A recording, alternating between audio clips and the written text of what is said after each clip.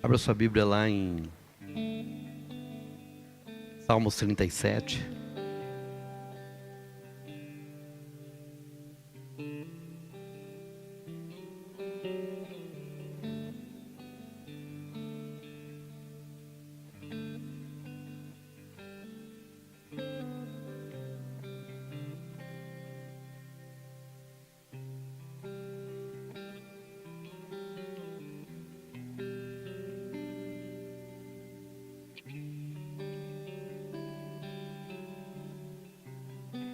A partir do versículo 1.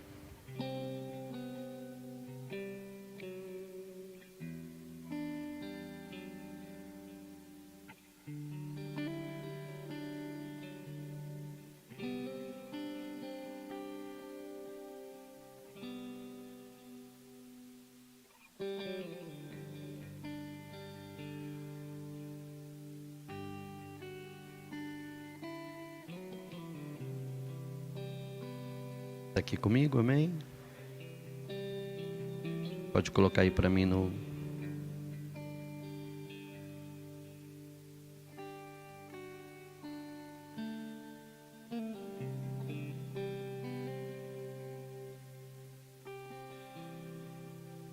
Vamos lá para o versículo...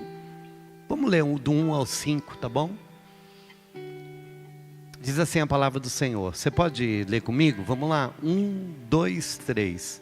Não te indignes por causa das más pessoas, nem tenhas inveja daqueles que praticam a injustiça, pois eles em pouco tempo secarão como o capim, e como a relva verde logo murcharão. Confia no Senhor e pratica o bem. Assim habitarás em paz na terra e te nutrirás com a fé. Deleita-te no Senhor e Ele satisfará os desejos do teu coração. 5. Entrega o teu caminho ao Senhor, confia nele e o mais Ele fará. Amém. Papai querido, colocamos diante do Senhor Tua palavra, fala ao nosso coração. Eu sei, Deus, que o Senhor é o Deus que conhece o nosso coração, conhece a nossa vida, sabe o que nós precisamos. E eu creio, Deus, que nessa noite o Senhor vai tocar de uma forma muito peculiar, muito particular na vida de cada um aqui. E que possamos sair dessa noite aqui, Pai, alimentados por Ti, em o nome de Jesus. Amém. O início dos Salmos, eu queria fazer essa reflexão com os irmãos hoje a respeito de confiar. O que é confiar? Como confiar? O que Deus espera de mim, o que Ele espera de você como igreja. O salmista, aqui é o Salmos, ele é direcionado, um salmo de autoria de Davi. Os historiadores e os estudiosos dizem que na verdade Davi escreveu esses salmos quando ele já estava na velhice. Então ele já tinha passado por muitas coisas, ele já tinha vivido muitas experiências. E agora então ele escreve esses salmos. E é interessante que ele começa esses salmos nos fazendo uma exortação, ou nos dando um conselho. E é um conselho que eu acredito que todos nós precisamos, porque em algum momento da nossa vida, a gente fica indignado. E o que é essa indignação? A gente fica bravo, a gente fala assim, não é justo. A expressão é exatamente essa. Ele está dizendo, não fique indignado, não fique revoltado, não fique achando que é injustiça o quê? Os ímpios prosperar. Não fique lamentando isso no seu coração, como que se dizendo assim, poxa vida, eu faço, não faz, mas tudo bem, eu faço tudo certo, eu vou na igreja, Eu ouço aquele bispo, eu vou no domingo, eu vou na quinta. Irmão, olha que crente bom que você é. Eu dizimo, eu oferto, eu não reclamo. As mulheres, é uma mulher reclamando, eu faço janta para o meu marido quando ele chega. Amém, irmãs? Ixi, tem marido sem janta. Eu cuido das crianças, eu faço de tudo, mas eu estou infeliz, nada dá certo. Aí aquela bendita, ela não cuida da casa dela, ela vive para lá e para cá. Meu Deus do céu, vive cachaçando, só vai para as baladas, não cuida de ninguém, e olha a vida que aquela lá tem. Você não ousa nem falar o nome dela. Ou você pode mudar isso para o marido, para o homem. Rapaz, vou na igreja, cuido da minha mulher, cuido dos meus filhos, saio de madrugada, trabalho o dia inteiro, como marmita na empresa, né? Hoje não sei se como marmita na empresa, eu faço de tudo, chego em casa, vou ajudar minha mulher, cuido das crianças, parei de jogar bola, vou na igreja, faço tudo, não consigo trocar de carro. Essa porcaria só quebra, nada dá certo, tudo negócio que eu tentei deu errado. Poxa vida. E aí tem uns camaradas aí que o camarada quebra tudo, ele trai as mulheres, ele apronta, ele mente, ele rouba no serviço, e o camarada está na praia de lancha, o cara fica tudo final de ano, meu Deus! Alguém já passou perto de um pensamento assim? Tem coragem de falar, pastor, eu já pensei assim. Obrigado, irmão. Quando a gente olha e fala assim, parece que não compensa. Parece que não compensa, parece que servir a Deus não é um negócio muito bom, porque não dá resultado. Então aí Davi, irmãos, no final da sua vida ele está dizendo assim, não faça isso. Não fique indignado com a prosperidade dos ímpios. E ele fala exatamente por quê? Porque ele fala assim, você está vendo tudo isso? Essa beleza, essa coisa extraordinária que você está vendo aí? Ele está dizendo assim, é como o capim verde, que quando o sol muito quente bate, ele amarela logo. É como se pegasse verduras, alface, aqueles alface bonito que dá lá nos valentes. Aí você coloca ele lá no sol o dia inteiro, a tarde inteira, Leonardo. O que acontece à tarde? Murcho, feio.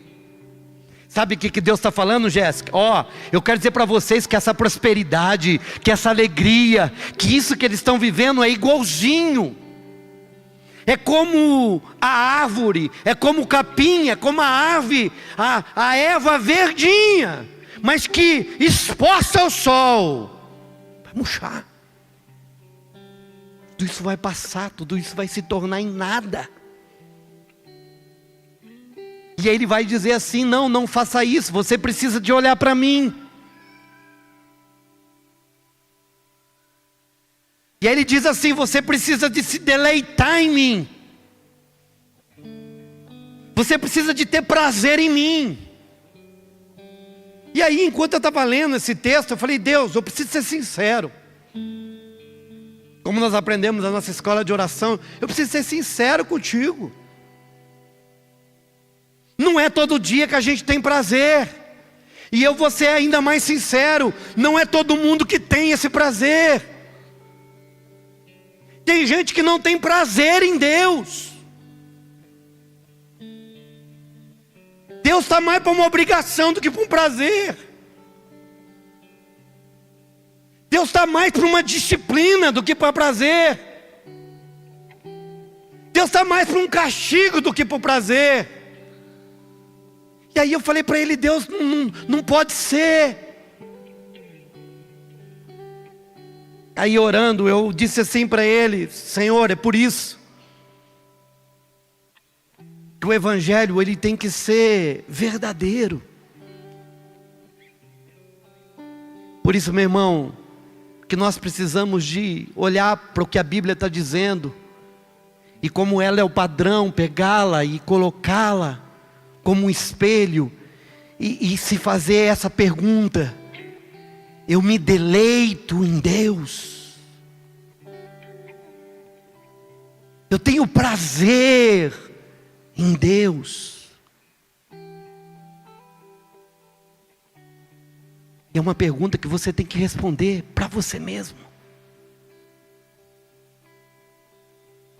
Porque se a tua resposta for não, e você tem que ter coragem de responder. Você sabe por que a Bíblia diz que a religião contra a sedução ela não tem poder? Porque a sedução, e seja ela qual for, ela sempre vai pegar a minha alma, ela sempre vai me pegar pelas emoções, ela sempre vai me levar a um lugar de prazer. A sedução, ela sempre vai me levar para um lugar de prazer. É por isso que a religião, ela não tem poder contra a sedução. Ali não está falando só da sedução de um homem, de uma mulher, não. É tudo aquilo que pode me seduzir. É tudo aquilo que pode roubar minhas emoções. É tudo aquilo que pode atrair as minhas emoções. E quando isso atrai as minhas emoções, eu vou ficar pego neste lugar. De repente um homem, ele pode ser seduzido pelo carro que ele tem. De repente uma pessoa, ela pode ser seduzida por brincar de videogame. De repente ele pode ser seduzido por um entretenimento. É um lugar onde ele tem prazer, onde ele não vê a hora de chegar e falar assim: olha, eu tenho um prazer enorme de chegar na minha casa e ligar a Netflix e passar horas lá. Eu me deleito nisso. Eu me deleito jogando jogos online. Eu me deleito. Aonde você se deleita? Aonde que está o teu prazer? Porque ele vai dizer: deleita-te no Senhor. Numa outra versão agrada-te do Senhor. Tenha alegria no Senhor. Porque se você dizer assim: não, eu não tenho.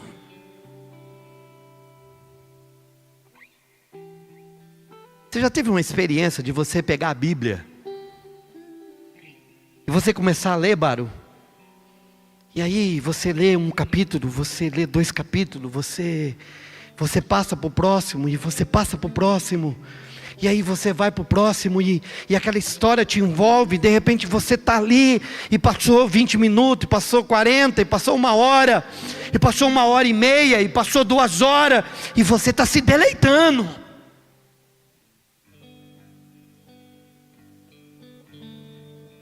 Você um dia entrou no teu quarto e ligou um louvor, e você se desligou e foi deixando aquela adoração, aquele louvor, aquela presença, e você, de repente você não é do Ministério Reina, mas você começa a chacoalhar a cintura e não tem ninguém vendo mesmo, então... E de repente você começa: Senhor, Tu és o meu Senhor, Tu és a minha vida, Senhor, é tudo para mim. E aí você começa a lembrar de onde Deus te tirou, e você lembra do que Ele te salvou. Essa semana eu estava lembrando dos socorros, dos livramentos que Deus me deu.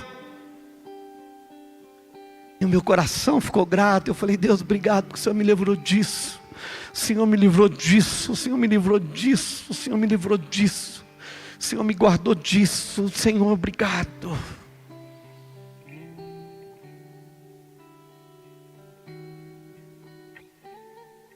Sabe, irmãos, prazer. Sabe, marido apaixonado, o mesmo deleite que você tem de ficar com a sua amada. Hoje, essa semana, a Gil, o Anzolim está numa paixão só. Ela mandou uma mensagem assim: vem que eu quero dar um banho em você, para depois você ir para a igreja. Eu falei: Anzolim, para. Como diz o João Pedro, me poupa.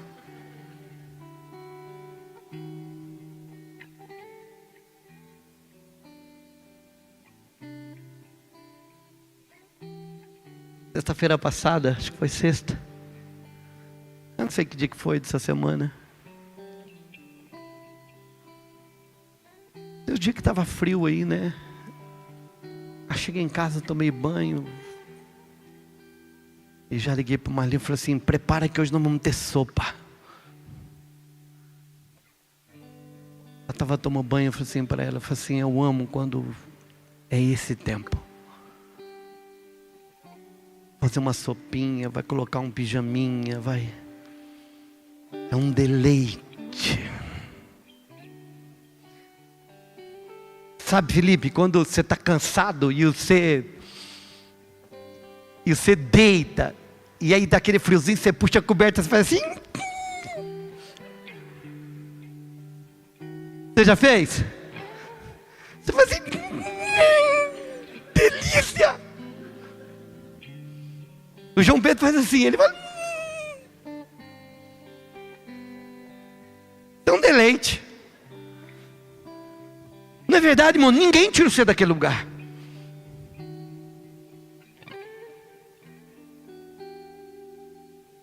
É um dever santo se deleitar em Deus.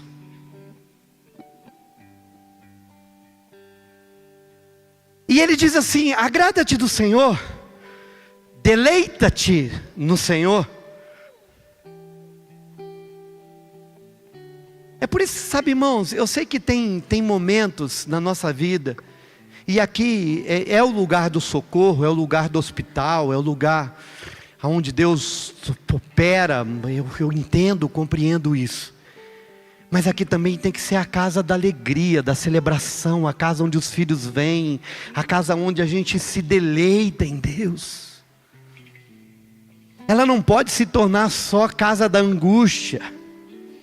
Ela não pode se tornar só casa de socorro. Ela não pode se tornar só a casa na onde eu venho porque eu preciso, não. Ela tem que ser o lugar da casa na onde eu vou me deleitar. E esse dever santo, ele libera uma recompensa santa. Agrada-te do Senhor, e o texto diz, e Ele... Agora, irmão, olha que coisa perigosa e maravilhosa, porque ele diz assim, e Ele satisfará os pedidos, não, desejo. Porque olha para mim, tem desejo que a gente nunca falou, sim ou não? Tem desejo que a gente nunca verbalizou, mas Deus conhece. Agora esse texto está dizendo assim, se você entender o lugar na onde você vai se deleitar em mim, ei, eu quero te dizer, que o que você nem pediu, é o que você deseja, eu vou te dar. Agora, por que Deus promete algo tão perigoso, pastor Anjolim? Porque alguém que tem o prazer no Senhor, com certeza não vai desejar aquilo que não agrada o Senhor.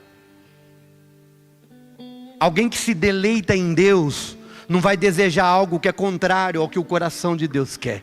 É por isso que ele diz, não tem problema, porque o dia que você se deleitar, se agradar em mim, se alegrar em quem eu sou, pode ter certeza que eu vou olhar para o teu coração, e eu vou satisfazer os desejos do teu coração.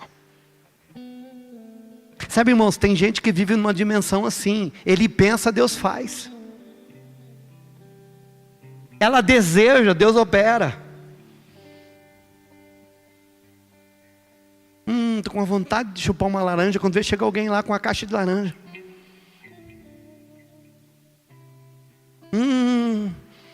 Estou com vontade de dar uma volta lá em Fortaleza. Aí vem alguém, olha, Deus falou para mim, dá uma passagem. Você acha que pode viver desse jeito, sim ou não? Pode.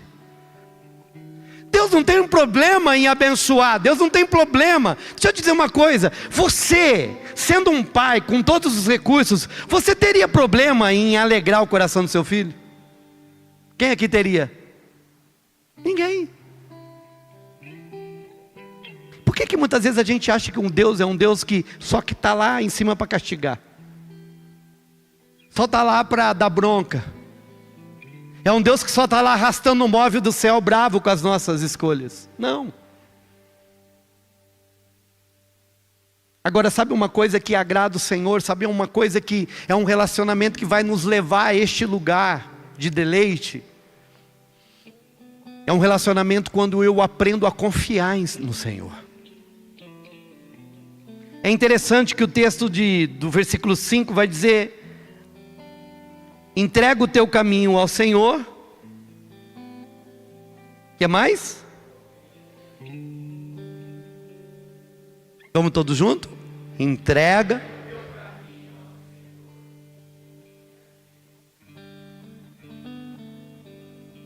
Sabe o que significa no original a palavra entrega no hebraico? É mais ou menos assim: rola esse peso que você está carregando para fora. A ideia do texto entregar no original é: rola esse peso que você está carregando.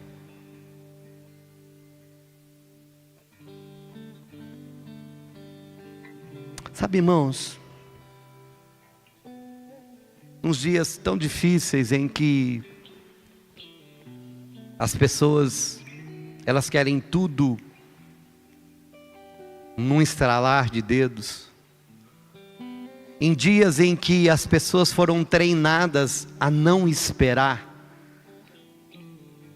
vem a cultura do céu dizendo que é uma bênção esperar. Porque hoje a nossa mente, as pessoas estão treinadas a não esperar. Você manda um áudio para uma pessoa de 3 minutos, ela fala: nossa, é um podcast. 3 minutos. Eu vou falar das minhas crias. O João Pedro, se você mandar um áudio para ele de 3 minutos, ele fala assim: eu não vou ver. Ouve, João? Não dá, é muito. Eu fico num nervo, Sandra. Mas é uma geração, e eu vou dizer para você, não é só essa geração. A outra geração está começando a entrar no mesmo lugar. Os vídeos de informação agora não pode passar de 1 minuto. Sim ou não? Não é, Ramon? É 1 minuto, é rapidinho. Você tem que dar a tua mensagem em 1 minuto, porque você vai ter a atenção dela nos primeiros 10, 15 segundos.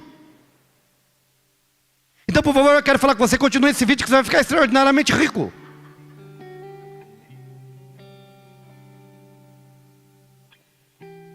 E aí vai todo mundo. E aí vem a cultura do céu e diz assim: ei, rola esse peso que você está carregando. Confia em mim. Espera. E eu vou fazer o que precisa ser feito.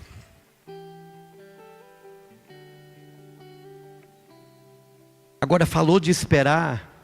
É a mesma coisa de jogar num calabouço. Sim ou não? Hoje, eu não falo mais com as pessoas assim: ó, eu quero falar com você.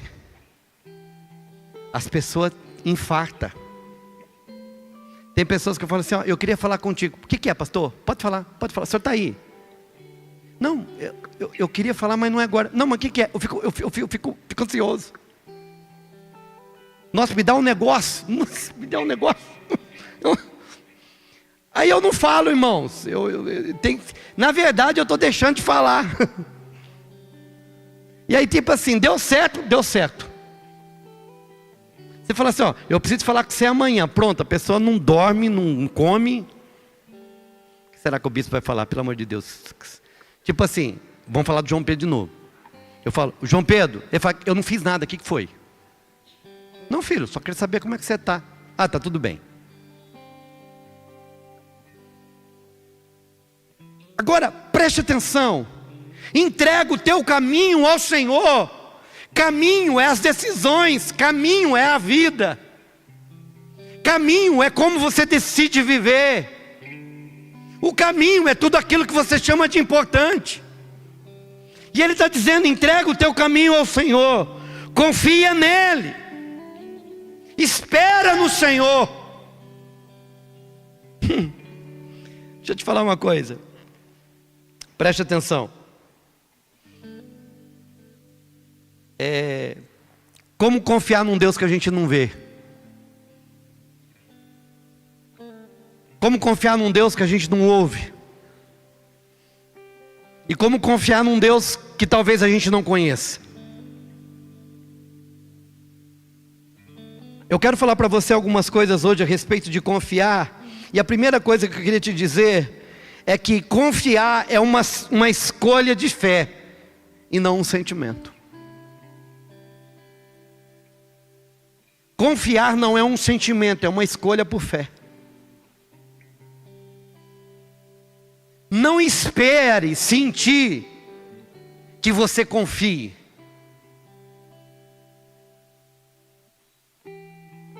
Confiar em Deus é uma escolha por fé. Eu escolho confiar por fé. E fé é o que eu não vejo, é o que eu não sei, é o que não dá para acontecer. É uma convicção de fatos que não se veem, que não se esperam, que não há possibilidade. Confiar em Deus é uma escolha. Olha que interessante, eu li tanta coisa hoje. E a minha cabeça está até um pouco bagunçada.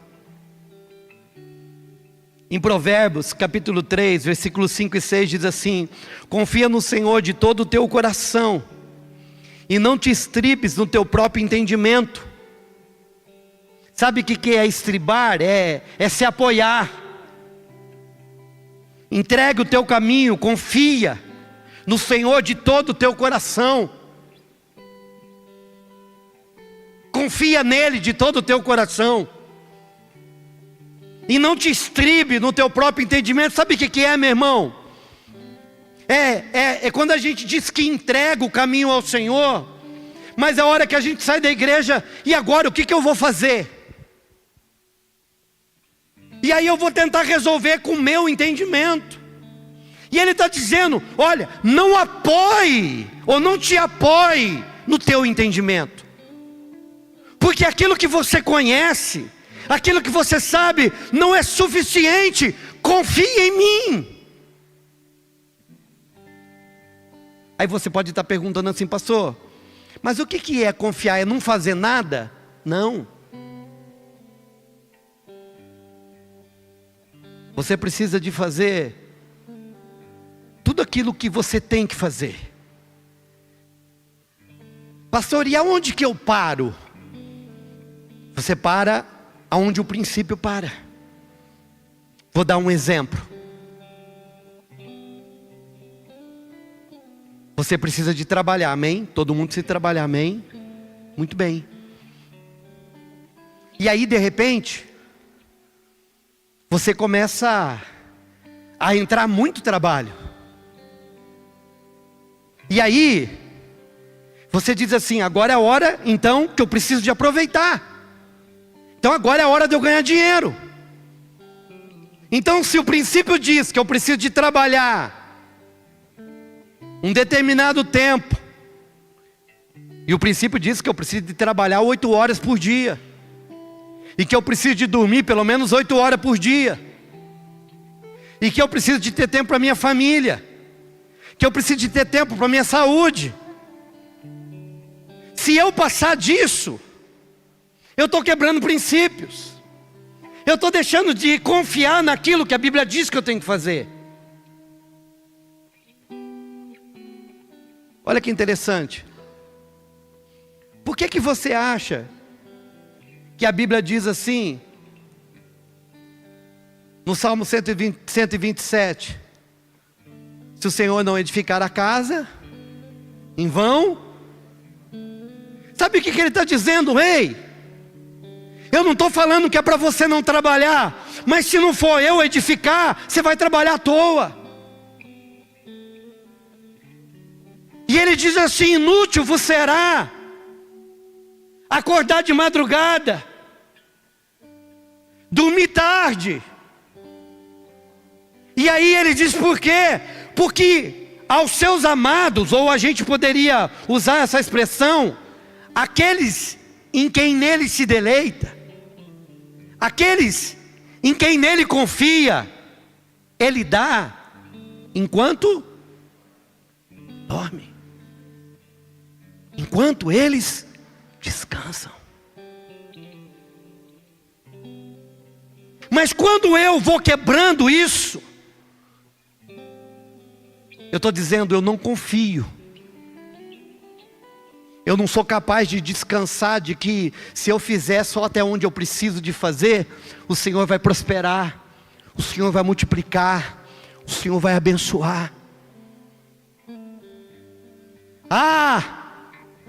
Não tem sábado, não tem domingo, eu vou trabalhar todo dia. Está errado. A Bíblia diz que um dia eu preciso de consagrar ao Senhor. Você percebe que a gente começa a atropelar as coisas. E olha que interessante, não te estribes no teu próprio entendimento.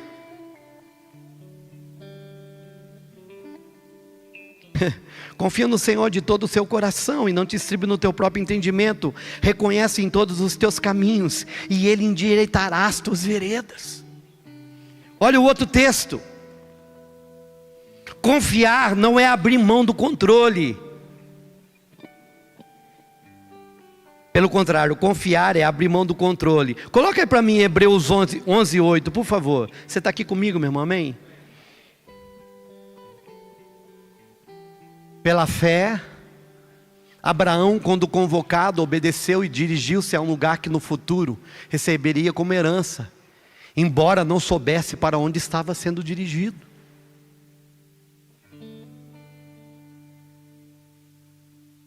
Sabe o que é confiar, irmãos?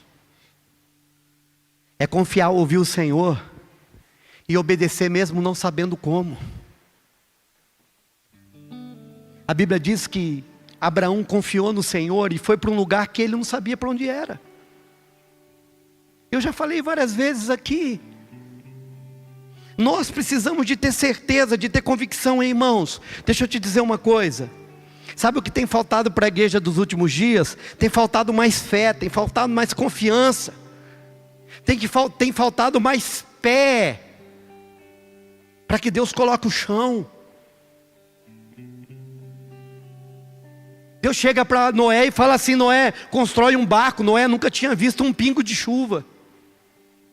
Constrói um barco porque vai chover tanto que vai inundar tudo. E ele passa 100 anos confiando de que Deus ia fazer aquilo que Deus disse que ia fazer. Ei, escute. Eu preciso que você entenda uma coisa. A Bíblia diz, lá em Isaías 40:31, por favor, coloca aí para mim. Isaías 40:31.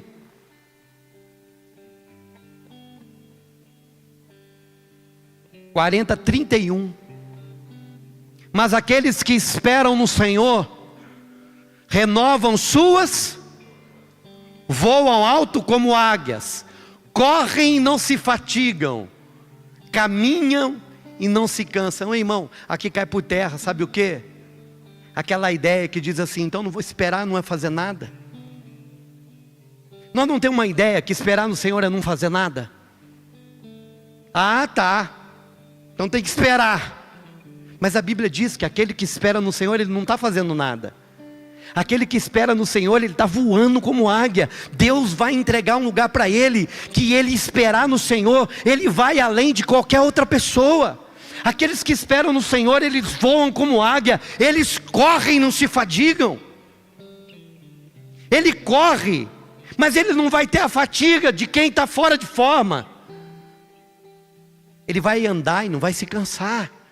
Ei, esperar no Senhor não é fazer nada. Pelo contrário, esperar no Senhor é fazer muita coisa. Agora, o grande problema, irmãos, é que muitas vezes nós não conhecemos esse Deus.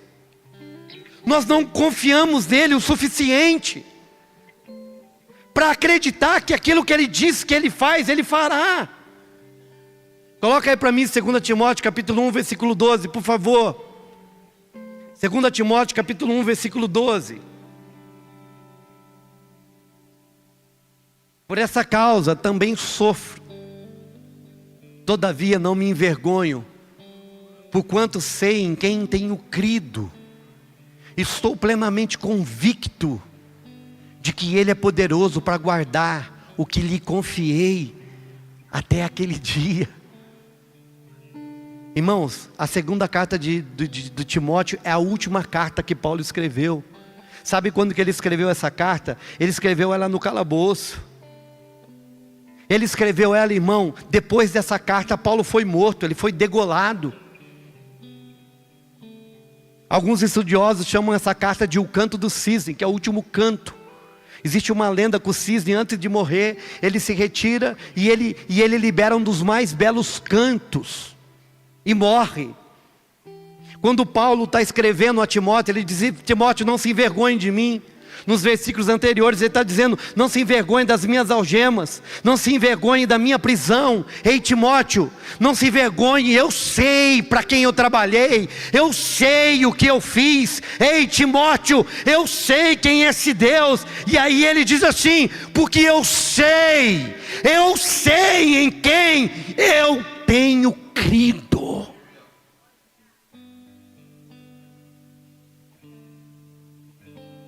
A pergunta nessa noite é: você sabe em quem você tem crido? E ele continua: porque eu sei em quem tenho crido, e estou certo que Ele é poderoso. Ei, irmão, uma das coisas que eu quero te dizer: pastor, qual é o momento de confiar? O momento de confiar é quando está tudo dando errado. Ninguém precisa de confiança quando está dando certo. Quem que vai confiar quando está dando tudo certo? Quem precisa de confiar quando está todas as coisas caminhando bem? Quando que você precisa de tirar o dispositivo confiança no marido? Quando uma circunstância gera você a desconfiar. Aí você vai falar: não, eu confio. Porque não existe confiança quando não existe medo. Não existe confiança quando não existe risco. Nós falamos que nós confiamos em Deus, mas confiamos quando está tudo certo. Confiamos quando o dinheiro está no banco. Confiamos quando a saúde está tudo em ordem. Confiamos quando todas as coisas estão indo bem. Não, isso não é confiança. Confiança é quando está tudo dando errado. Confiança é quando o medo bate. Confiança é quando o perigo chega. Quando confiança é quando a dúvida bate. Aí você precisa de olhar e dizer: não, eu confio, eu descanso nele. Ei, eu sei o Deus em que eu confio.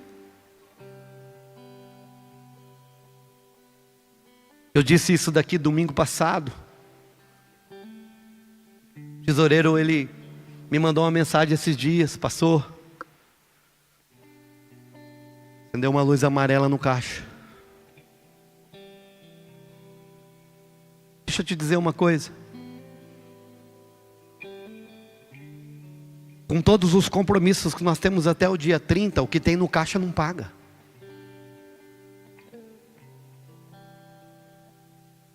O que, pastor? Com todos os compromissos que tem até o dia 30, o que tem no caixa não paga.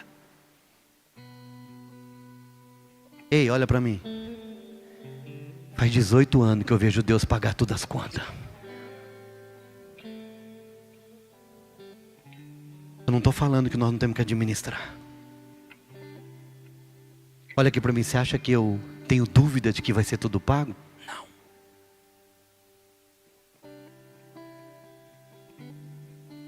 Porque eu sei em quem tenho crido. Sei quem me chamou. Sei quem sustenta essa obra.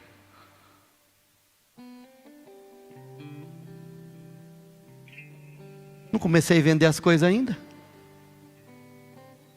Está lá meu Vectra 97 para vender ainda. Está o João Pedro para vender lá ainda.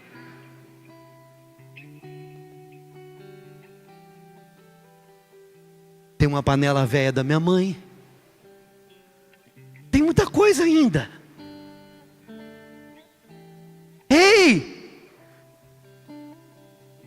Pastor, mas o diagnóstico diz isso. Está respirando? Tá. Tem tempo.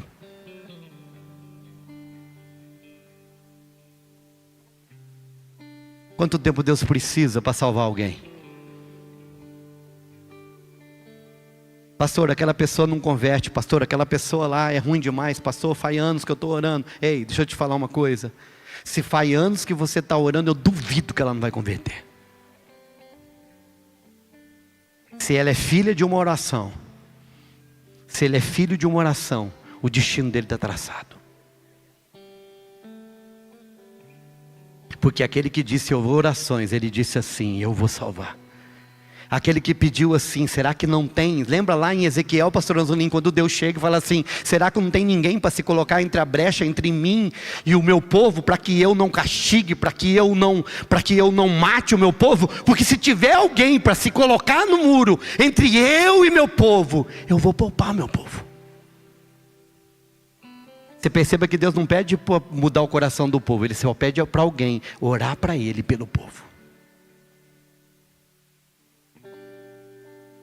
Ei, irmão, deixa eu te dizer uma coisa. Sabe nesses últimos dias o que vai marcar a igreja de Jesus? O que vai marcar os últimos dias é que nós vamos ter que voltar ao primeiro amor. Nós temos que voltar à fé que Paulo tinha, a fé que Daniel tinha.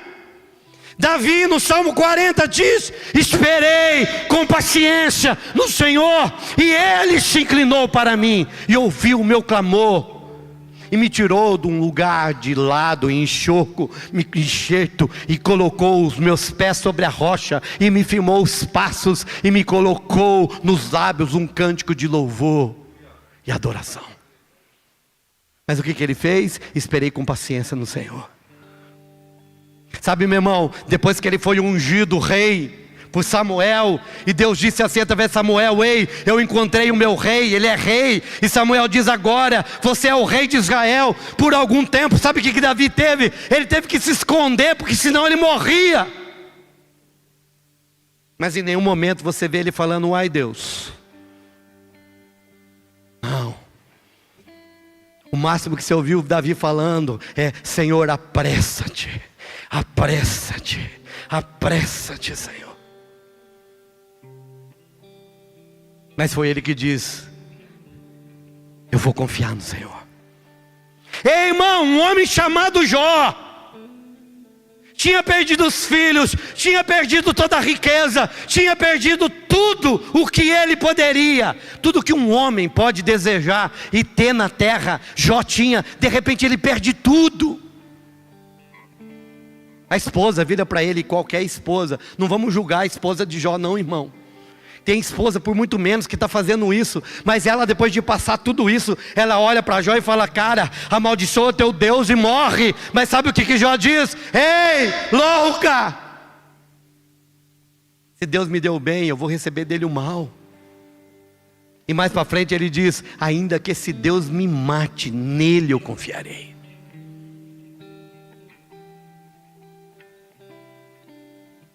Sabe, irmãos, o que eu estou dizendo para você hoje é que eu e você precisamos de ser batizados com confiança em Deus. Na verdade, nós precisamos de mudar. As pessoas têm vindo para a igreja querendo encontrar algo que a Bíblia nunca prometeu. O que nós estamos aqui te dizendo, meu irmão, que tem um Deus que quer se relacionar com você, que quer transformar a tua vida, e você precisa de aprender a confiar nele.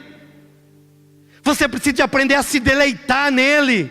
Você precisa de aprender a descansar nele. Descansa no Senhor. Confia nele.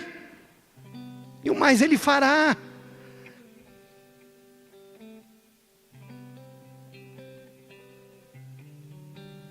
Sabe o que é confiar, irmãos?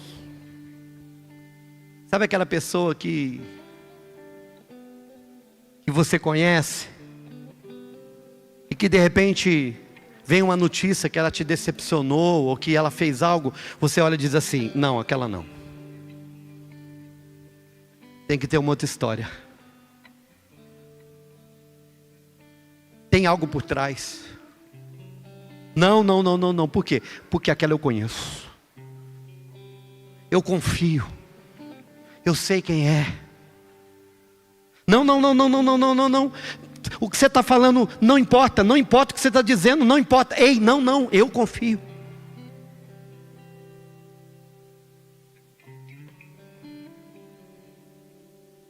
Eu quero fazer uma pergunta para você nessa noite. Aonde está a sua vida?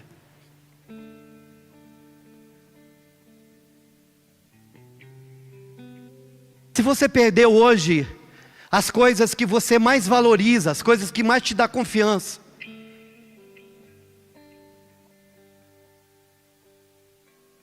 nossa, pastor, eu não gosto nem de pensar, que já me dá ansiedade.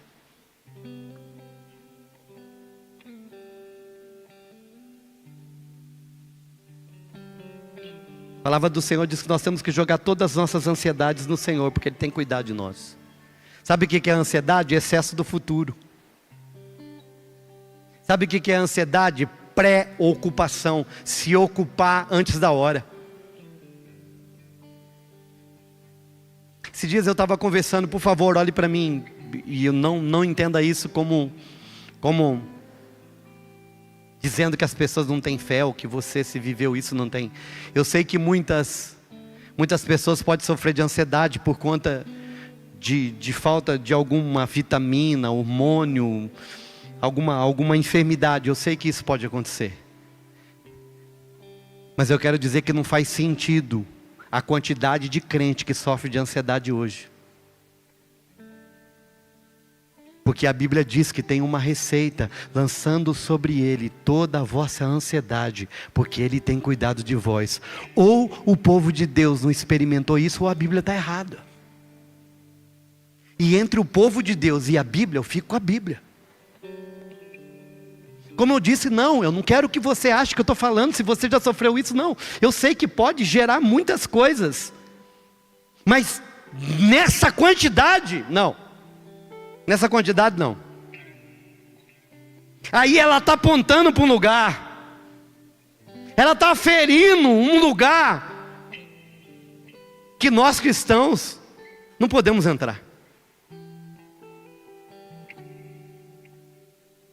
Porque, meu irmão, eu posso vir aqui e adorar o Senhor, e eu devo adorar o Senhor por tudo aquilo que Ele faz. Mas eu tenho que dizer para você que a nossa fé, ela tem que estar acima da circunstância. Sabe por quê, meu irmão? Confiar se confia por dentro, não por fora. A confiança não está baseada na circunstância. A confiança está baseada em saber quem Deus é para mim. Quem Deus é. O que Ele representa.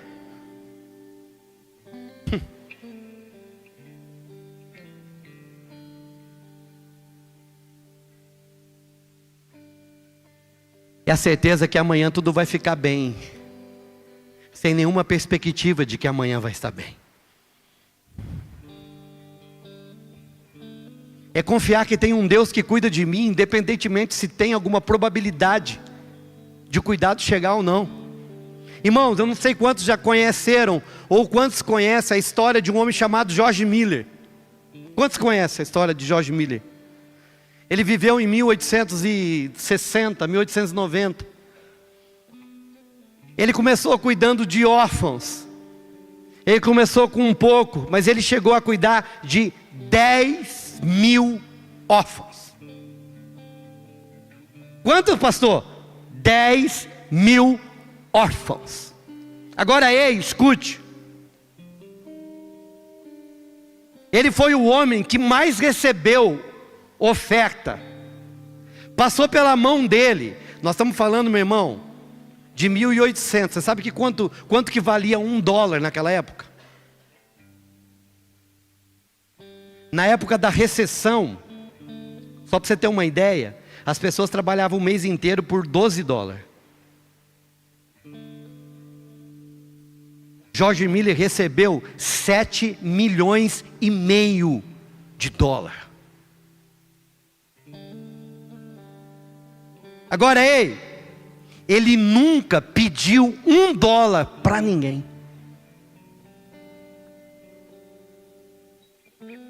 Sabe o que ele fazia, Leonardo? Orava. Ele entrava no quarto e orava. E eu estava lendo, irmão, essa semana, a biografia dele, com o último repórter que ele recebeu, e deixou com que ele escrevesse. E aí, ele vem e dá os documentos para esse repórter escrever essa biografia. E aí, nesses documentos, estava o testemunho de um amigo de George Miller, que disse que foi visitá-lo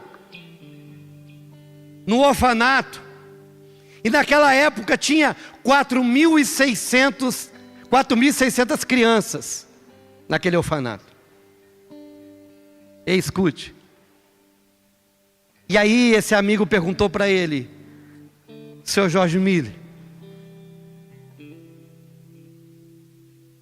à noite, como é que está a provisão para o café da manhã, amanhã? Ele levou ele na despensa. Não tinha nada. O homem entrou em pavor. E agora? Aonde que nós vamos encontrar? Nem que a gente tivesse dinheiro. Aonde a gente encontrar alguém aberto? Como é que essas crianças vão comer amanhã? Ele disse: ei, faz anos que eu oro para o mesmo Deus, e o mesmo Deus resolve. Ele disse assim: nós vamos orar, e amanhã a comida vai dar. O homem conta que ele entrou tremendo no quarto junto com George Miller. George Miller dobrou o joelho e disse assim: Senhor, são os teus órfãos que eu cuido. Fale com alguém para preparar o café deles amanhã. Em nome de Jesus, amém. Vamos dormir. O colega conta que não dormiu a noite inteira. No outro dia, 8 horas da manhã, ele foi lá e chamou o amigo que tinha perdido a hora por conta da preocupação. E ele disse: ô fulano, vamos lá ver. Ele: o que aconteceu? Ele falou: vem ver. A hora que ele acordou, as crianças estavam tudo comendo. Ele disse: mas o que aconteceu? Ele falou assim: às 3 horas da manhã, chegou um homem, dono de um mercado, e Deus tinha acordado ele, e tinha dado a quantidade de lanche e leite que ele tinha que levar, e disse: isso tem que chegar às 6 horas da manhã, e deu o endereço para ele.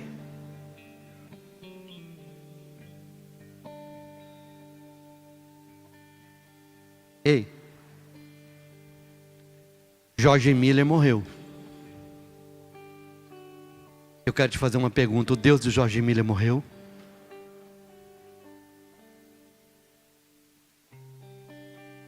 Mas eu aprendi uma coisa, irmão: enquanto eu colocar minha mão, Deus tira dele.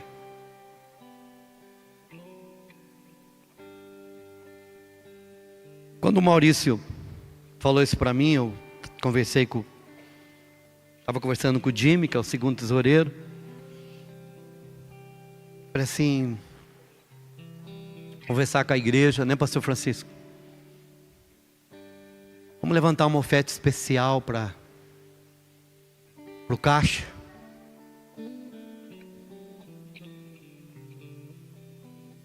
Deus falou: faz 17 anos, você nunca fez isso, está querendo fazer o quê?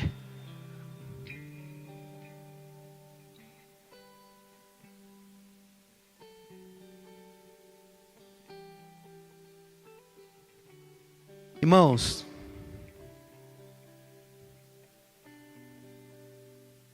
há 2 meses atrás nós falamos que esse cenáculo que nós vamos entrar agora é o cenáculo da colheita eterna.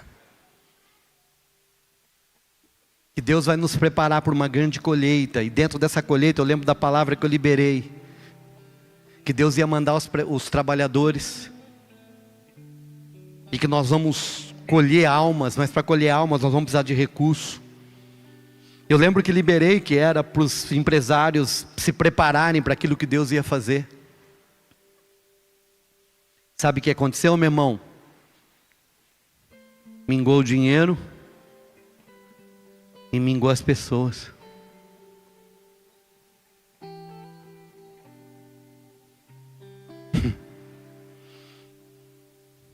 Deixa eu te falar, meu irmão, o mundo espiritual é mais vivo do que você imagina.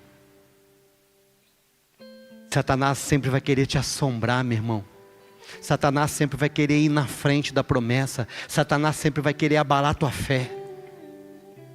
Aí, meu irmão, eu e você precisamos de olhar para as circunstâncias e dizer assim: eu não me movo pelas circunstâncias, eu não creio naquilo que eu vejo, eu creio naquilo que eu creio, e eu vou viver no que eu creio, eu vou experimentar daquilo que a Bíblia diz que eu vou experimentar. Ei, irmão, posso te falar uma coisa? Ei, eu não tenho dúvida. Você pode escrever isso, Maurício, você pode escrever isso, pastor Francisco, você pode escrever, liderança, a hora que der o dia 30, vai estar todas as contas pagas, e quando entrar o dia 15, as contas vai estar pagas. Ei, meu irmão, sabe por quê? Porque se você não ouvir Deus, e Deus falar contigo, não importa quem Deus vai levantar de madrugada, não importa quem Deus vai mandar, não importa, meu irmão, se você deixou, desistiu, não quer mais, Deus é o Deus dessa casa, Deus é o Deus dessa obra, e eu confio nele.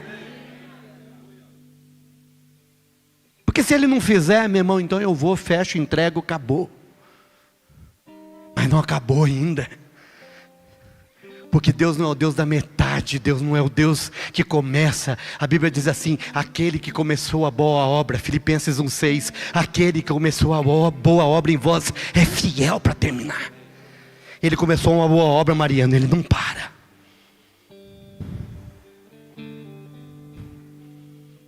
A única coisa que eu quero perguntar para você hoje, se você vai entrar nesse lugar de confiar em Deus.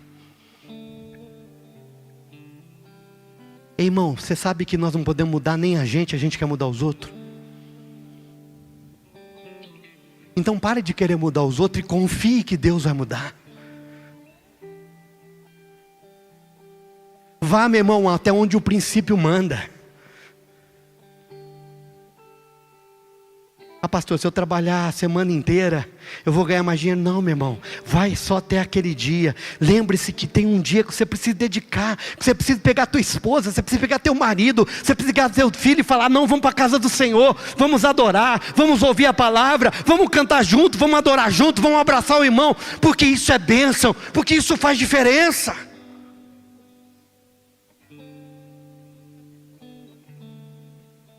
Irmão, rola esse peso para fora.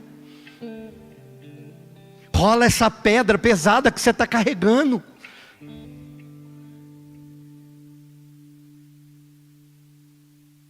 Aprenda a ter prazer do Senhor. Pastor, mas eu não tenho. Então fala para ele: Deus, eu não tenho, mas eu quero ter. Eu não tenho essas experiências, mas eu quero ter, Senhor. Eu quero experimentar. Eu quero saber o que é isso, Senhor.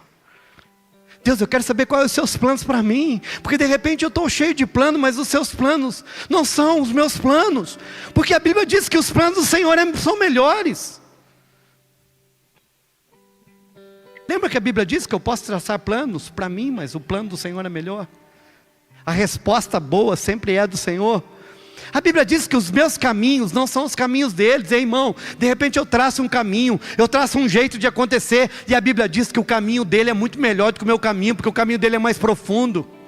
Muitas vezes, meu irmão, eu coloco dentro da minha cabeça os pensamentos, e eu acho que é assim que tem que acontecer, e a Bíblia diz que os pensamentos do Senhor são mais profundos e mais altos. Ei, não queira entender Deus, meu irmão, evangelho não é para entender, evangelho é para confiar.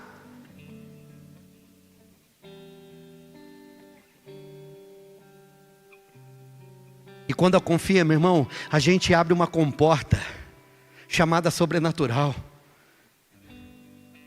Quando Pedro confiou de que ele poderia andar sobre as águas por causa de uma direção que Jesus disse vem, e ele confia em Deus, olha, ele começa a andar sobre as águas. Ei, irmão, não há impossíveis para aquilo que Deus pode fazer. Ei, pastor, nós estamos aí, está falando que nós vamos entrar numa grande crise. Não, meu irmão, eu quero te dizer que o nosso Deus é além da crise. O nosso Deus é além da crise. Não estou te prometendo riqueza, estou dizendo que o nosso Deus é além da crise.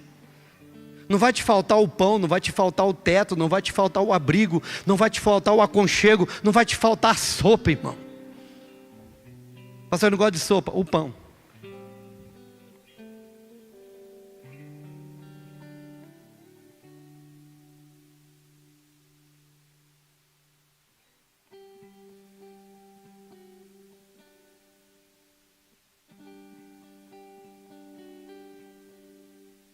Ontem eu chamei os pastores. Bateu um temor no meu coração de algumas coisas. Sabe quando o inimigo vem tentar roubar a paz? Eu chamei os pastores, o evangelista Murilo, né? Eu falei, vem aqui, vamos levantar um altar aqui.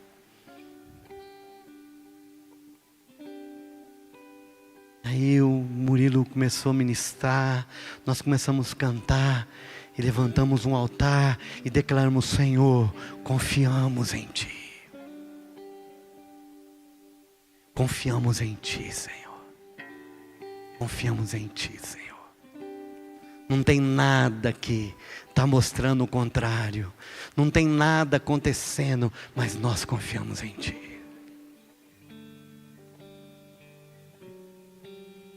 Quando eu olho e vejo que Jó diz assim, ainda que esse Deus me mate, nele eu confiarei. Era um homem que estava disposto a morrer, nem que fosse Deus o matando. Porque depois que ele tinha convicção que mesmo que Deus o matando, Deus ainda estava fazendo o melhor para ele. E hoje, meu irmão, qualquer resvalada, qualquer probleminha que dá, a gente, opa.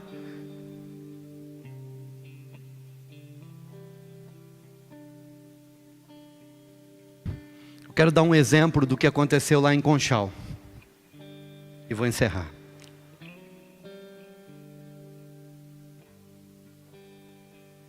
O pastor Nato estava com receio de mudar o culto para amanhã. Porque ele tinha alguns empresários lá que abriam o comércio no domingo de manhã. E ele tinha uma família que tinha acabado de se converter. Que tem um mercado na cidade. E que funcionava no domingo de manhã. E o pastor Nato estava em muita dúvida por conta disso. Porque se mudasse o culto para de manhã, aquela família poderia não ir mais. E ele falou comigo, pastor, é por conta disso. Eu falei assim, não, você pode ter certeza, pode tomar essa decisão, é a melhor a ser tomada. Confia no Senhor. Sabe o que ele fez? Ele tomou uma decisão. Foi lá, avisou a igreja, a partir de tal dia, nós não vamos ter mais culto à noite, vai ser de manhã. Alguns gostaram, os outros não. Mas sabe o que esse cristão novo, esse dono de mercado, chegou para o pastor Nato e falou? Pastor Nato, é o seguinte, a partir de domingo que vem eu não abro mais o mercado no domingo. O que eu vou vender vai ter que dar até no sábado, porque domingo eu não vou abrir mais. Porque eu não vou abrir mão de pegar a minha família e vir para a casa do Senhor. Pastor Nato encheu os olhos de lágrimas e falou assim, Deus vai te honrar. E tem a reunião dos mercados lá em Conchal. E aí tinha saído uma lei que estava dando alguns problemas lá na questão do comércio no domingo. E aí ele se levantou no meio da reunião, esse rapaz, e disse, ei, eu quero avisar que a partir de agora eu não abro mais o mercado de domingo. Por quê? Porque eu preciso de ir para a igreja com a minha família. E é o único dia que eu tenho para estar com a minha família. Então de domingo eu não abro mais. Sabe o que aconteceu, irmãos? Todos os mercados fecharam de domingo.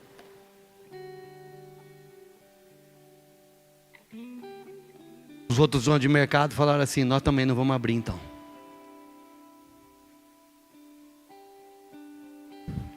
Você tem ideia do que é um posicionamento? E você tinha dúvida de que, e você tem dúvida de que o faturamento dele diminuiu ou aumentou com essa postura?